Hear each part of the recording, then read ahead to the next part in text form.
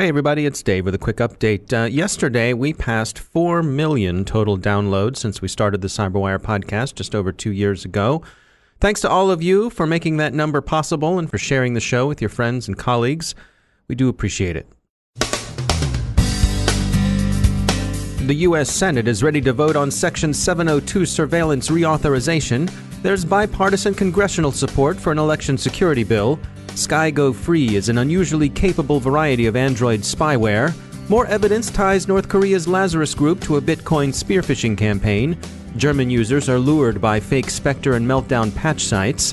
Healthcare organizations have been hit with a variety of attacks. And are you thinking of VR adult content? Think twice. No, better think thrice.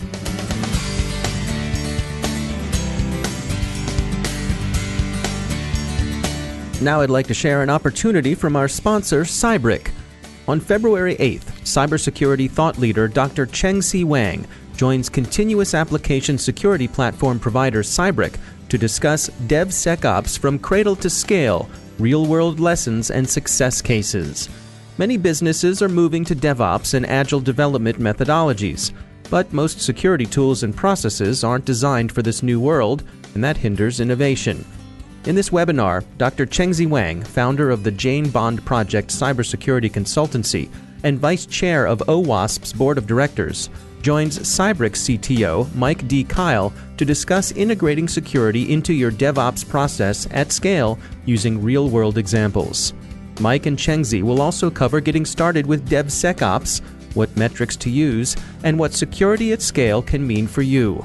Join them February 8th at 1 p.m. U.S. Eastern Time for this insightful and information-packed webinar. To register or to learn more, go to thecyberwire.com/Cybrick. That's thecyberwire.com/CYBRIC. And we thank Cybrick for sponsoring our show.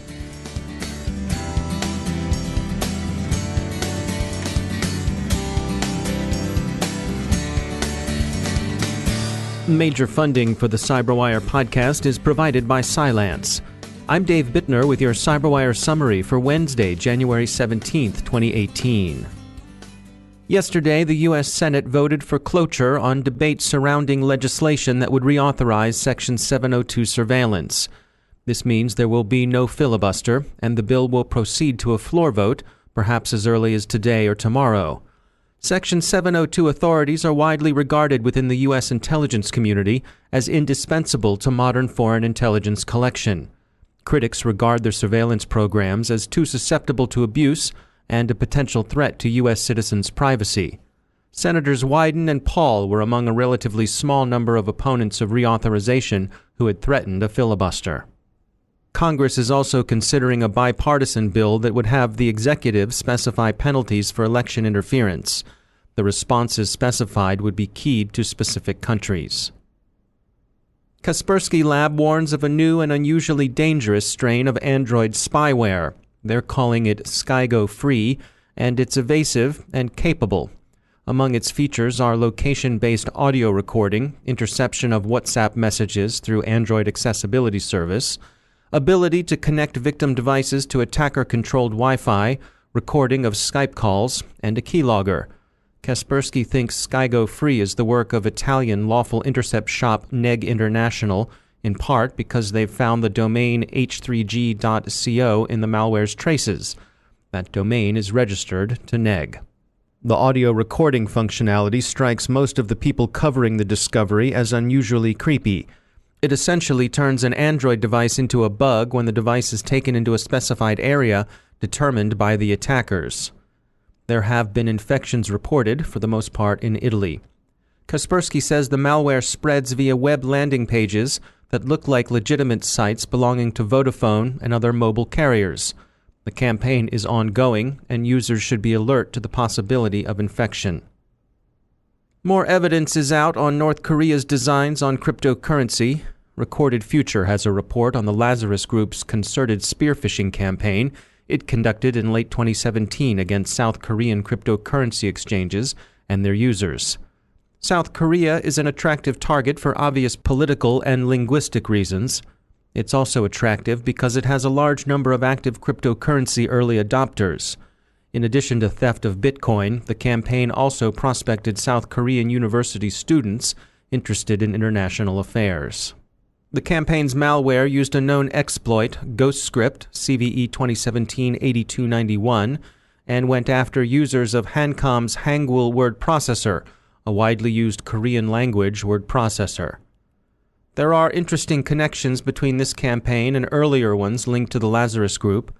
The malware payload, for example, shared code with Destover, a strain used to hit Sony Pictures in 2014, and early WannaCry victims last year. Both the Sony hack and WannaCry have been widely attributed to North Korean cyber operators. Despite falling Bitcoin prices, off about 40% since their December highs, ordinary criminals as well as sanction-avoiding rogue states are still attracted to it and other alternative currencies. CoinHive is the tool most favored by crypto-jackers. With the Winter Olympics less than a month away, there have been reports of increased phishing campaigns using the games as the focus of their social engineering. Mark Orlando is Chief Technology Officer at Raytheon Cyber, and he joins us with his perspective on these higher-profile phishing attempts. As time goes on and more business and logistics support and just really more things are done online, we're going to see a rise in these types of social engineering attacks. So, I think it's natural to assume that more individuals and more organizations that are tied to these games will be targeted this year than what we saw with the Rio Olympics. And I would imagine, the next games, we're going to see an even wider target set, again, as more and more of this work and the coordination and the logistics and the communications are done over the internet versus in person or telephone or some of the ways that it might have been done in the past. And so what sort of specific recommendations do you have for people to protect themselves? Really what it comes down to is trying to practice good cyber hygiene. These are things like user training and awareness, making sure that anyone who is conducting business or working with other groups, other support elements, other individuals and businesses tied to supporting the games in this case, that they're aware that these threats are out there and that they may be targeted, even if they feel that maybe the information that they have or they're using is not particularly useful to anyone, they can still be a target. So making sure that everyone involved and everyone who's participating is aware of the threats and aware that they may be a target and what to do if they receive an email, for example, that has been unsolicited or looks suspicious in any way or comes from someone they don't know. And then hardening your systems and making sure that whatever information technology, whether it's your laptop or your mobile phone or any network infrastructure you're using, is as hardened as it can possibly be to these types of attacks.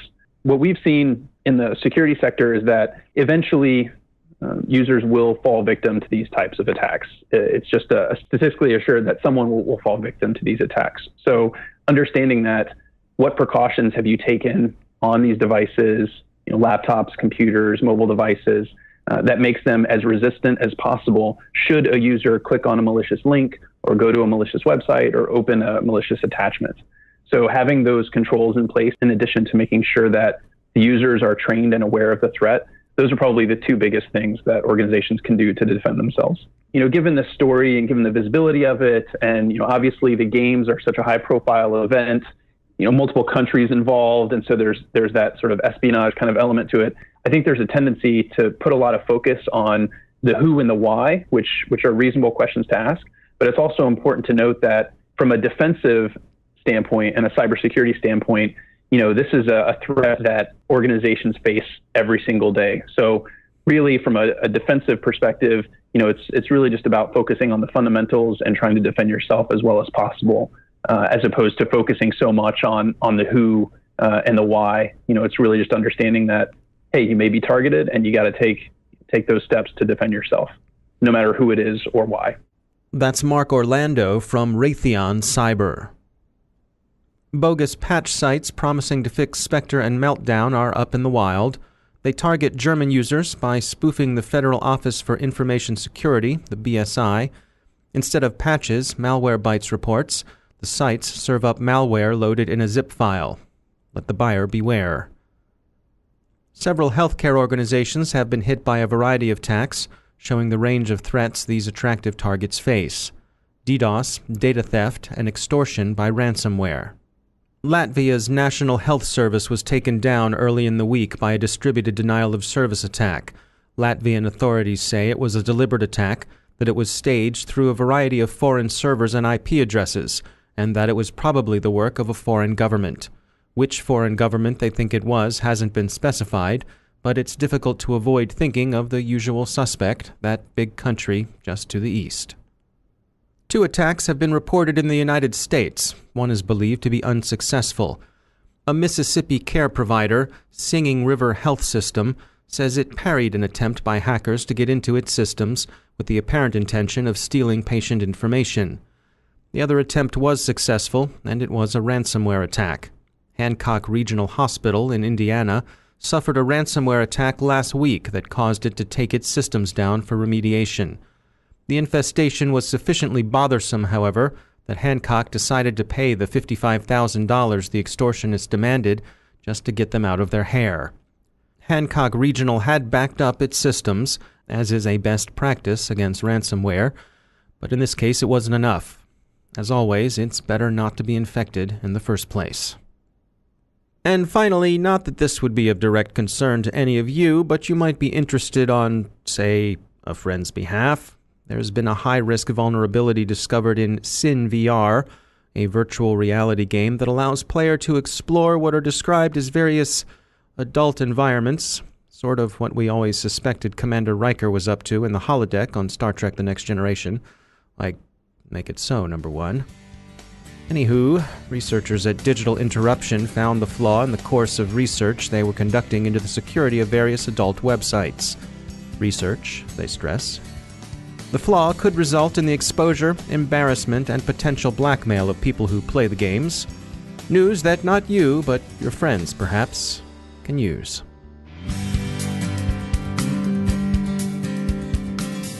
And now a moment to tell you about our sponsor, Control Risks. For over 40 years, across 178 countries, Control Risks has partnered with the world's leading companies to help them be secure, compliant, resilient, and to seize opportunities. From kidnapping in the jungles of Colombia to cyber-enabled extortion, they've been with their clients as risks have evolved. In an interconnected world, cyber risks are everywhere you operate. Control Risks has a comprehensive view of cybersecurity, a critical business risk within a context of geopolitical, regulatory, and competitive complexity. And thanks to their unique heritage, they provide clarity and actionable guidance that only decades of risk experience can bring. Control Risks brings reassurance to the anxiety about your cyber risk. Let them show you what over 40 years in the risk business has taught them. Find out more at controlrisks.com. That's controlrisks.com. And we thank Control Risks for sponsoring our show.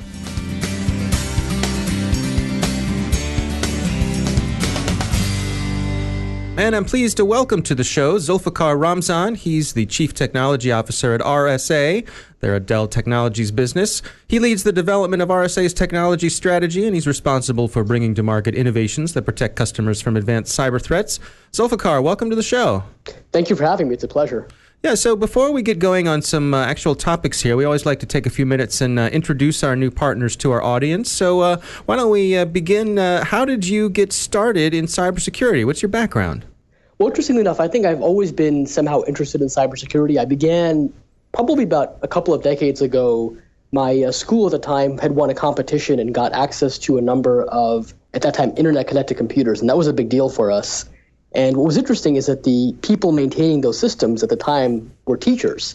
So they didn't know much about security, and they were just trying to keep these systems up and running. But it was really good fertile ground for somebody interested in cybersecurity because there was an opportunity to understand how these systems worked, how to bypass them, and so on and so forth. And I think around that same time I read Cliff Stoll's book, The Cuckoo's Egg, which is, I think, a Bible for many people who are in the field today. And the combination of reading The Cuckoo's Egg and getting access to these internet-connected computers sparked an interest and love for me in this field, and it's been a fun ride ever since. And you're an MIT grad. You also have a PhD in electrical engineering, and you've got over 50 patents on your name. That's right. I've been very fortunate to work with a lot of really smart people on fun problems, and being able to work in a field that's growing and where innovation is such a big part of what you do. It's a real good fertile ground for coming up with new ideas and trying to advance the state of the art. And so there at RSA, what kinds of things take up your time day to day?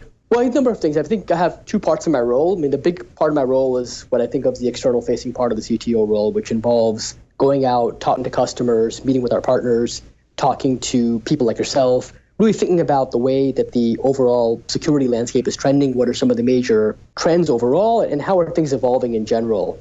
And then I take that knowledge and bring it back in-house to figure out what we should be doing in terms of our technology strategy, how should we be looking at different areas.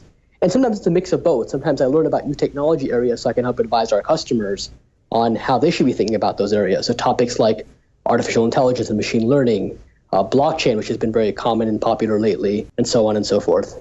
All right. Well, Zulfikar, we're certainly excited to have you be part of the show. Welcome. Thank you. And that's the Cyberwire. Thanks to all of our sponsors for making the Cyberwire possible, especially to our sustaining sponsor, Cylance. To find out how Cylance can help protect you through the use of artificial intelligence, visit Cylance.com. And thanks to our supporting sponsor, E8 Security. Follow the behavior, find the threat. Visit e8security.com to learn more. The Cyberwire podcast is proudly produced in Maryland out of the startup studios of Data Tribe, where they're co-building the next generation of cybersecurity teams and technology. Our show is produced by Pratt Street Media with editor John Petrick, social media editor Jennifer Ivan, technical editor Chris Russell, executive editor Peter Kilpie, and I'm Dave Bittner. Thanks for listening.